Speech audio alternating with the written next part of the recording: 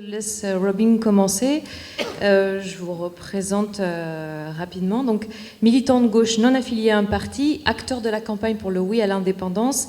Et plus spécifiquement, il vous a été demandé de développer les réseaux sociaux et d'analyser les sondages, de faire avec les outils actuels. Et ça a bien fonctionné.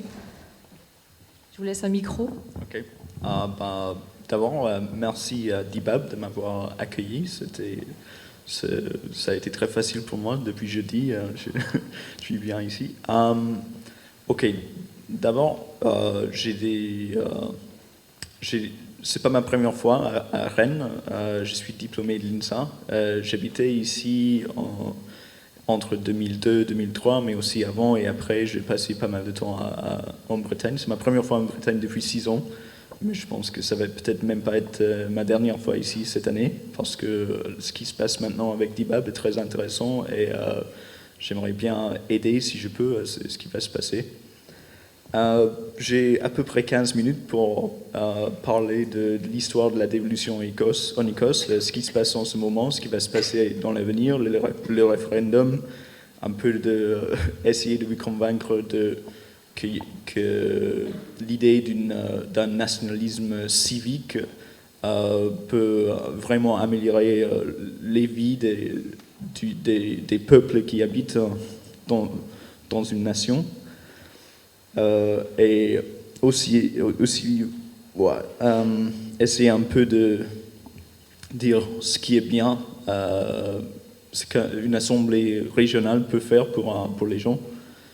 Je pense que je vais commencer un petit peu par l'histoire de la dévolution en Écosse, parce que ça a duré. Le mouvement pour pour redonner du pouvoir au peuple de l'Écosse, ça date jusqu'à l'union de l'Écosse et l'Angleterre en 1707, c'est-à-dire plus de 300 ans.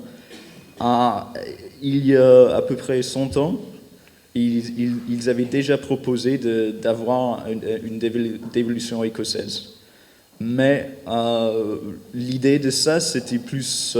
ils essayaient de garder l'Irlande dans l'Union. Et après, on a eu la Première Guerre mondiale. Et ensuite, ce qui s'était passé en Irlande, ce qui est une grande histoire après. Mais c'était à dire que... Ils se sont dit qu'il n'y avait plus besoin de donner de la dévolution à l'Écosse, parce que le but c'était un peu de garder l'Irlande au Royaume-Uni, et ça n'avait pas fonctionné déjà. Alors le sujet était oublié par le gouvernement en Angleterre pendant des décennies. Le SNP était fondé en 1934, et d'abord, il ne s'agissait pas pour l'indépendance de l'Écosse, c'était plus pour une assemblée de l'Écosse qui ferait partie du Royaume-Uni. Et pendant les premiers 35 ans de son existence, c'était pas un grand parti. Il portait à peu près 0,3 jusqu'à 2% des votes dans les élections générales. Et bon, et aussi après la Seconde Guerre mondiale, il y avait presque plus d'SNP les premières années après. Mais ce qu'il y avait, c'était ce qui s'appelait le Scottish Covenant Association. Et c'était des gens, je pense qu'on dirait, covenant, ça vient d'un mot ancien français. C'est un mot qui a un sens biblique. C'est-à-dire, c'est comme un contrat très précieux et très, très formel. Et c'était l'idée le peuple écossais voulait faire un covenant avec le gouvernement du Royaume-Uni pour établir une assemblée régionale qui serait fidèle au souverain et qui serait fidèle au Parlement du Royaume-Uni. Et eux, c'était des gens qui n'étaient pas d'accord avec le SNP, qui commençaient à avoir des idées indépendantistes. Et ce qu'ils ont fait, c'était de faire une pétition au gouvernement du Royaume-Uni pour demander une assemblée écossaise. Et ça a été signé par plus de 2 millions des Écossais. d'une population de 5 millions de personnes. Alors c'était vraiment, c'était pas rien. Mais ça, en même temps, ça n'avait pas de réussite tout de suite. Ce qui s'était passé, c'était qu'en 1967, le SMP avait son premier siège aux élections générales. Et là, le gouvernement du Royaume-Uni commençait à avoir peur. Et parce que par la suite, on a découvert beaucoup de pétrole en Écosse. Et pendant les débuts des années 70, il y avait vraiment une croissance dans le sentiment indépendantiste en Écosse. Et là, en 1974, c'était l'année, c'était la marée haute pour le SNP jusqu'alors. Ils ont porté 30% de la population, les votes de 30% de la population et 15% des sièges au Parlement du Royaume-Uni. Et après, le gouvernement du Royaume-Uni avait peur. Alors, ils ont commencé de nouveau de prendre au sérieux l'idée d'une assemblée écossaise. Robin, je peux vous demander de parler un peu plus près du micro? Oh, pardon. Voilà. Vous m'entendez? OK. Et là, fin des années 70, il y avait la législation pour une assemblée écossaise. Et il y avait en 1979 un vote. Les gens de l'Écosse allaient voter pour une assemblée écossaise pour la première fois. Mais ce qu'ils ont dit, c'était qu'il fallait avoir plus de 80% il fallait avoir plus de 40% de la population votante qui disait oui. Alors, ils ont voté 52% oui, mais ça ne faisait pas, parce qu'il y avait un taux de participation de 65% ou quelques, ça voulait dire que ça ne comptait pas. Ils ont voté oui, mais ça ne comptait pas. Alors ça a duré encore 20 ans avant qu'on ait un deuxième vote pour un Parlement écossais. Et on l'a porté mais c'était 65-70% de oui pour le Parlement. C'était vraiment au bout de 20 ans d'un gouvernement de droite au Royaume-Uni, le peuple de l'Écosse avait réfléchi et pensait ouais, on veut bien cette fois-ci, on veut bien avoir un Parlement écossais. Et ce Parlement avait pas mal de pouvoirs. L'idée, c'était que il y avait des pouvoirs réservés au gouvernement du Royaume-Uni et tout ce qui restait, c'était pour le Parlement de l'Écosse. Et ça fait maintenant 15 ans qu'on a ce Parlement et on a pu faire des choses avec.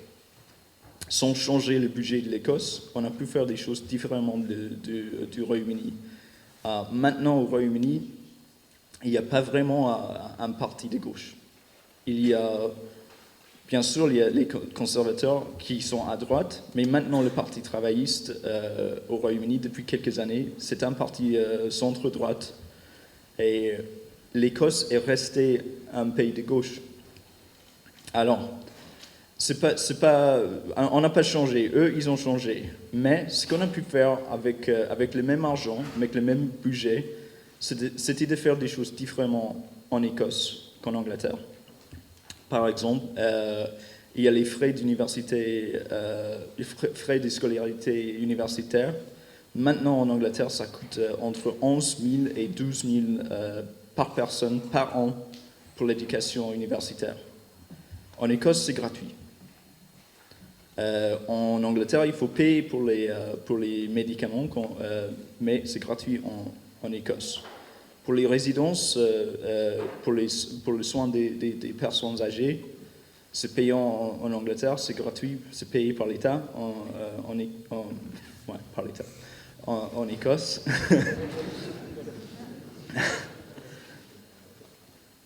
Mais ok, aussi, je ne sais pas si vous avez entendu parler du bedroom tax, l'impôt sur les chambres. sont les personnes qui habitent dans les résidences sociaux, genre les bâtiments tenus par l'État, je ne sais pas comment ça se dit exactement en français, mais bon. Si ils ont une chambre qu'ils n'utilisent pas, ils doivent payer 25 € par mois pour cette chambre. Mais ce sont des gens qui n'ont pas 25 €. Et il y a des gens qui se suicident à cause de ça. Ça coûte plus de collecter cet impôt que ça n'importe. Quand tu vas chercher 25 € par mois des gens qui n'ont pas 25 € à donner, ça coûte plus que ça apporte. Et aussi, il n'y a pas de résidence plus petite pour ces gens. Ils ont fait des maisons pour des familles. Et les gens, ils vont avoir une famille. Et après, les enfants vont partir. Il n'y a pas de maison plus petite où ils peuvent se loger. Alors, c'est juste... je ne sais pas comment le décrire, c'est affreux. Mais en Écosse, avec le Parlement, on a pu dire que ça ne va pas exister en Écosse. Pas exactement, mais c'est le gouvernement de l'Écosse qui va payer ces 25 € pour que ça change rien pour ces personnes. Bon, on a pu faire des choses avec. Pour parler un petit peu du référendum, et ce que je pense qu'on a appris pendant le référendum, c'était que en Écosse, on ne contrôle pas les médias.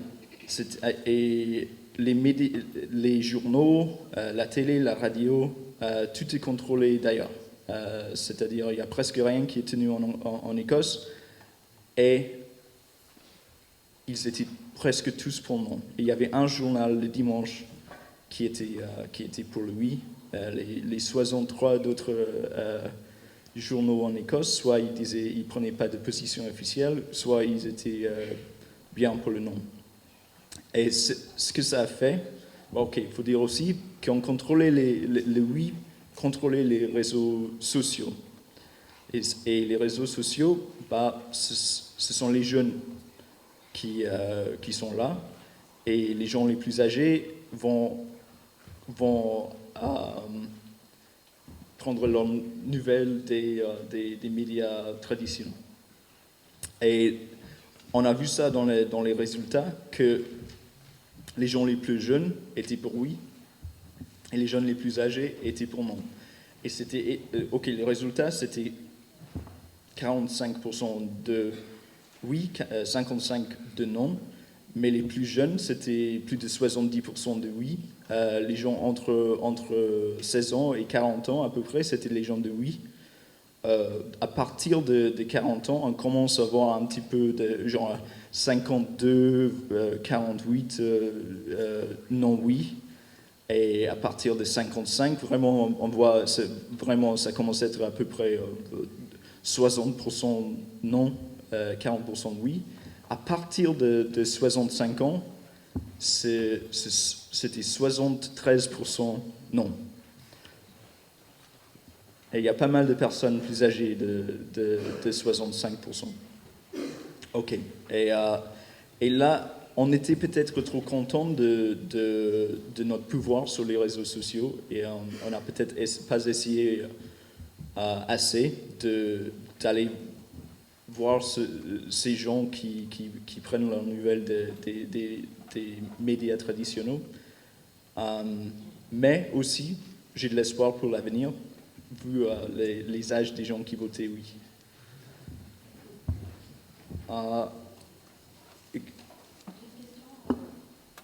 Si on m'entend, ça y est, c'est bon. Vous avez rassemblé les gens autour de l'idée de nationalisme civique. Oui. Qu'est-ce que ça suppose? Qu'est-ce que ça signifie?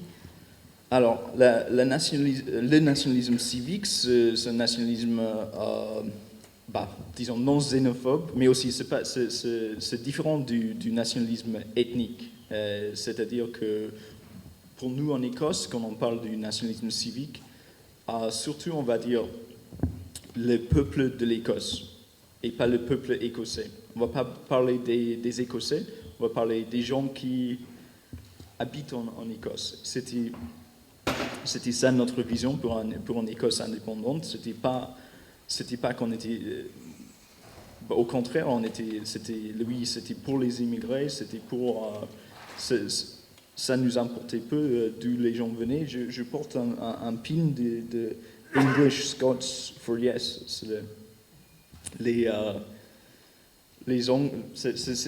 n'a pas tant de sens c'est difficile à traduire en français parce que le mot un écossais et écossais l'adjectif c'est le même mot, mais c'est English Scots for Yes. C'est des écossais qui sont anglais, mais qu'est-ce que ça veut dire? Mais bon. Il y avait pas mal de gens de l'Angleterre qui habitent maintenant en Écosse. Ils aiment son esprit. C'est une nation de beaucoup de peuples, des immigrés, des gens de l'Angleterre, des gens qui sont nés là-bas, mais ils peuvent être nés